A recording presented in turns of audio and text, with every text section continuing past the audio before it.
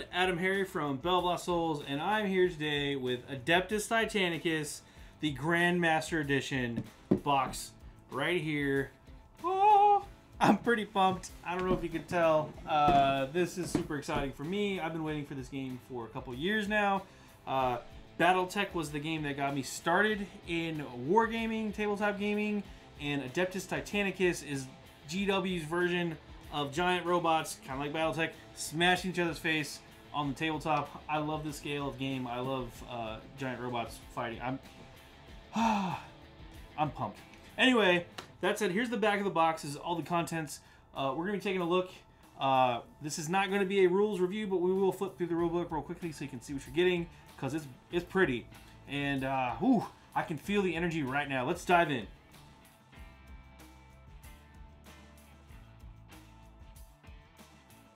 Okay, that box is on there pretty good, even without the plastic wrap. So, templates, holy crap, templates are back. Those are your classic flamer, pie plates, and small pie plates. Holy crap, I haven't seen these in at least 2 editions of 40K. Just kidding, just 1 edition. Wow, okay, not quite sure what we're looking at here. We got buildings, we got sprues. I'm going to pull all the sprues out. We'll go through these. Kind of one at a time here in a little bit. I want to get to the bottom of this. Well, okay, pretty cool. More knight stuff. More knight stuff. Pull these out. Sorry, those are titans, not knights. These are the knights. Look at those little guys. We'll come back. I promise we'll go over each one individually. More sprues for buildings. And then we have more buildings. And then we get to some gameplay components, which we'll go over here shortly. We've got our, bases. These are the oval bases here from Games Workshop. This looks like the flying bases. Yep, all right. Knights. These are 50 mil bases, okay. The Terminator size bases. 6 of those for the knights. So, gives you an idea of scale. We've got this little thing. This is battlefield assembly stuff. Cool art piece on the back that'll get hung up somewhere, hopefully. We've got the rule book. Okay, we've got this little stuff in packaging here. We'll open that all up. Looks like instructions. We've got a rules summary page. You can see that. This thing actually opens up. Oh, there's 2 of them. Oh, even better. 1 for each faction player. Yeah. There you go. Orders page. A lot of charts, a lot of tables, folks. Okay. Keep going. Rules book, hardback. Really nice. Man, oh, it's got the blue. Ooh, very pretty. We'll come back to that, I promise. We'll go through that here shortly. Rangefinder, aka clear ruler. I'm glad it's clear. It looks like the Kill Team one. We got dice. Got some custom dice in there. We have a scatter. Oh, scatter dice are back. Scatter dice. Where have you been? Got some extra ones in there. We've got the weapons. We'll open those up, take a look. Thermomine. Oh, tricks and tactics card stratagems. What? What is this? 8th edition? Oh, we've got our punch outs, command consoles. We'll go through these as well. We have a sample chapter of Titanicus by Dan Abnett, of course. Titanicus, little light reading, and then we've got our water slide transfers, a couple of sheets of those. That is everything in the box. Let me get all organized here. Let's take a look at those sprues. So for each one of the Warlord Titans, they come in 3 separate... for each Warlord Titan, you're going to need 3 separate sprues. They come in pairs. We can build 2 Warlords from the box. Here you can see what I'm talking about. We have 2 copies of this sprue. So right now I'm going to move the top one off just so we can see kind of the carapace section. You can look at the giant armor plates here. And this is enough for 1 Warlord Knight Titan, Warlord Titan's worth of bits for the carapace. All the armor plates, you can see hollow, stuff like that. Pretty cool looking. Next up, we're going to take a look at the weapons sprue. You can see that right there. Again, you've got all of the different giant Warlord weaponry options here. You've got the shoulder-mounted missiles, the arm-mounted volcano cannons and all that fun stuff. Pretty nuts. Pretty impressive looking sprue. Yeah, I don't have much else to say. Just the amount of detail on these things is crazy. Pretty cool stuff. And then we have the next and final sprue for at night. The kind of the internals here. We've got the feet. We've got the side panels here. Again, crazy amounts of detail. And then a bunch of extra doodads. The little Adeptus Mechanicus cogs on there. Pretty cool stuff all around. Wow, this is going to be a interesting assembly, I'll say that. So there's the other side of that sprue. And again, you get 2 copies of this, 2 copies of the weapons, and 2 copies of the carapace, so you can build 2 different warlords. For the knights, you actually get 2 copies of this sprue, and you can see the top carapace sections for each knight. There's 6 knights total. We're just going to pull one of these. These are identical. So we're going to pull one and take a closer look at this one right here. So, tons of detail. We see the chain sword, or the chain glaive, whatever you want to call it, the big one. You get 3 versions of that, 3 copies of that, so you can attach them to your knight, and then all the different other weapons. The auto battle cannon, the Gatling cannon. Looks like the plasma, the flamer. Yeah, the melta. Sorry, not flamer. But all of those weapons on there, the flip side of that sprue. Again, these are very densely packed sprues, so pretty cool looking. Next up, we're going to look at the building terrain. We get 4 copies of this sprue. I'm pulling 3 off the top, 1, 2, 3. And we're going to look at just this one. Those are basically 4 of the exact same, so you can build some terrain for your tabletop. These are just giant skyscraper-esque kind of gothic pre-ruins buildings. Again, don't know what they do on the tabletop. I'm assuming they're there to kind of fill things out, block line of sight, and all that fun stuff. You got some cool archways. Looks like you can build some pretty cool modular-looking buildings. Again, this is that hard plastic we've all come to know and love from Games Workshop. Let's take a look at the next set of sprues. In addition to the 4 sprues that we just looked at for the big sprue buildings, we also have 4 sprues of these little guys here, and these are just smaller buildings. Again, 1, 2, 3 sprues we're pulling off the top, so you can see what that looks like. Again, smaller buildings. These are all going to be square or rectangle shaped. I'm assuming you can probably glue them and build them and maybe even expand them out and make some larger style buildings. But again, probably there just to block line of sight. Here we have the gaming accessory sprues. I'm not entirely sure what all of this stuff is, but it looks like we get 2 of these kind of panels. We get a whole crap load of these knobs, as you can see around the board. Those are going to be placed on the command console to keep track of things. And then some of the stuff actually looks like terrain. We've got looks like a orbital relay laser thing going on here. Looks like it could be part of the Aquila stronghold, like the cannon and stuff like that. So that's pretty cool. Flipping this over, you can kind of see again, gameplay accessories and things like that. Just got the plastic wrap off of the status boards pack here. These are your command console. You can see we have 2 Questus support banners. A banner is what you call a plural of knights, so it's a banner of knights, and they're kind of stat lines there, so that's cool.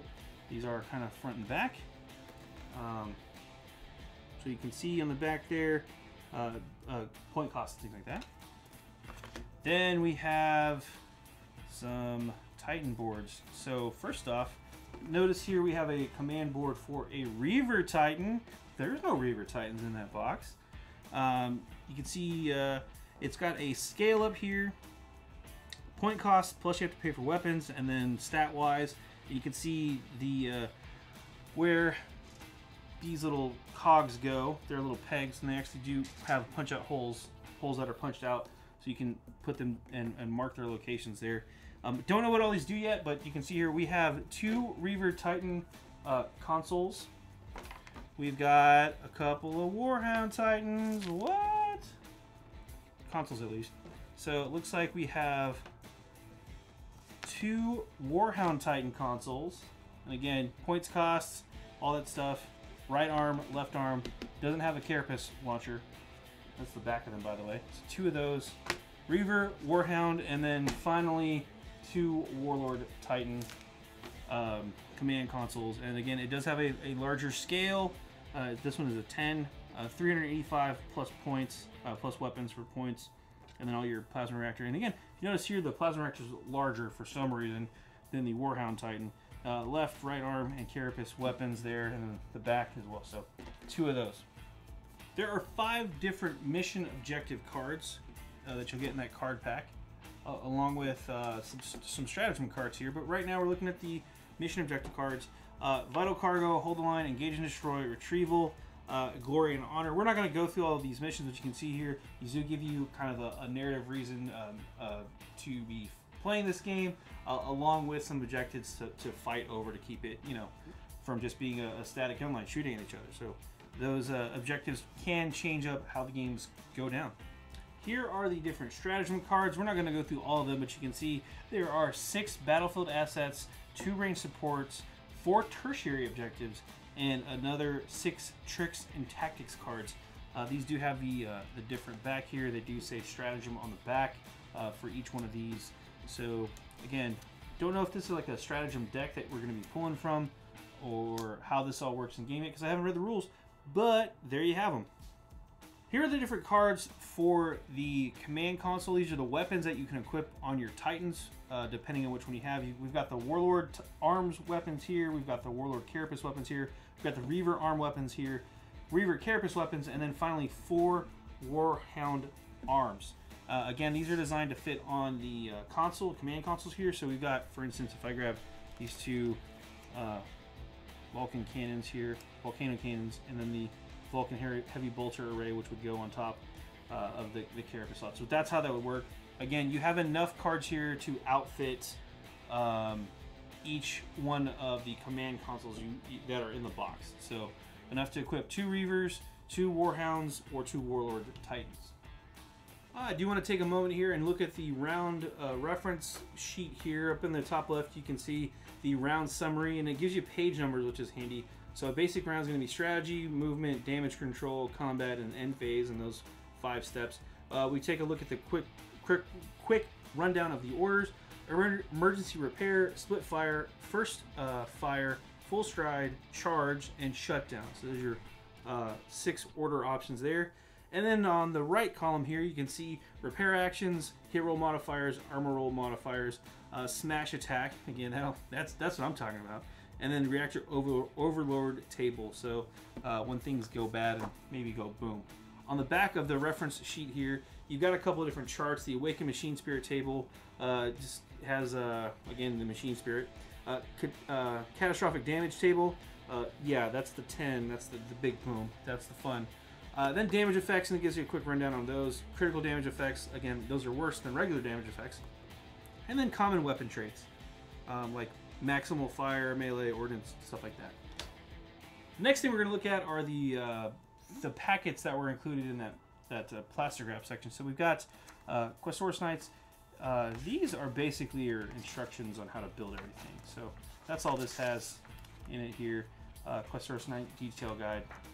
Decals, not details. So how to build your Questoris Knights, how to build your Warlord Battle Titan, which, I mean, heck yeah, right? Goes to all that. It's mostly color.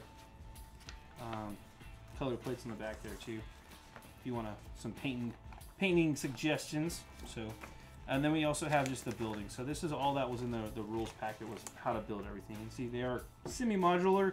You can stack them and things like that. It's pretty cool. The last thing we're going to cover is the rulebook. Again, we're not going to go page by page.